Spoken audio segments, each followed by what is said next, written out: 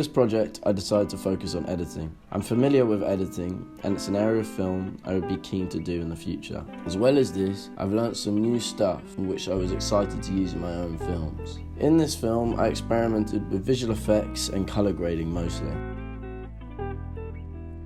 Multiple things inspired this film. I'd recently seen the film Beats, a new feature film by Brian Welsh, based around the rave culture in Scotland. After watching this, it got me interested in squat raves, so I began to do some research. I watched documentaries on platforms such as Vice about squat rave culture. Last of all, coincidentally, I was looking over an old script of mine, and there was a scene based in a squat rave. So I thought my idea was already there, which really took the stress off.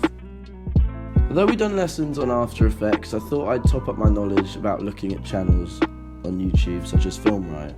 As well as this, I looked at film practitioners that specialised in editing. The one I looked at was Lev Kuleshov. Lev Kuleshov was known for his film editing montage effect, in which he was able to create a variety of emotions throughout intercutting a clip of a man with a bowler suit, a woman lying down in a seductive pose, and a dead little girl. I used this effect a bit in my film, not in the same way that Kuleshov used it, but more to help us establish our main character taking in his surroundings. Furthermore, I also looked at films such as Schindler's List and Raging Bull. This was because I was super impressed by the bold choice of both directors by keeping the films shot in black and white. For Spielberg, he chose to shoot it in black and white because he wanted people to realise the pain of the Jews cannot be depicted in colour. Whereas Scorsese, on the other hand, used black and white to distinguish his film from other coloured films. Moving on to my film. So my biggest experiment throughout this was most probably the colour grading.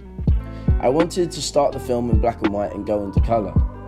The reason for this is that I wanted to tell an emotional story throughout.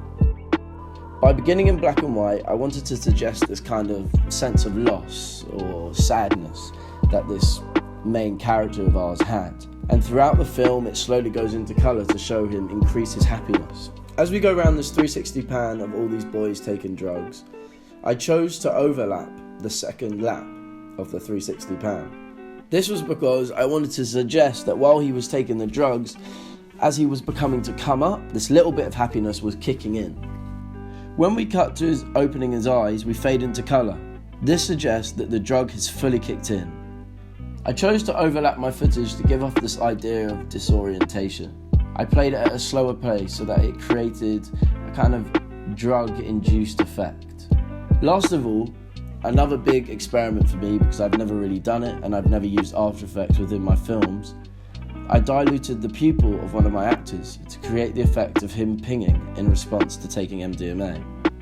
Unfortunately, I was not able to do it with both eyes. Leading on from this, if I was to do it again, I would really like to reshoot the lighting, and I would tell the actor to just open his eyes as wide as he can, so that tracking of the pupil would be so much easier, and that hopefully I would then be able to do it with both eyes. As well as this, if I was to do it again, I would like to make the colour change a bit more gradual and a bit more subtle. I would adjust each frame to make a little bit more of a subtle transition into colour from black and white.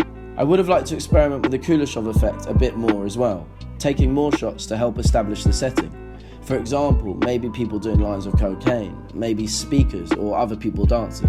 Overall, I'm fairly happy with this project. I feel I have progressed. Big example, I've never used After Effects, and I'm super happy that I was able to, well, in a way, pull this off.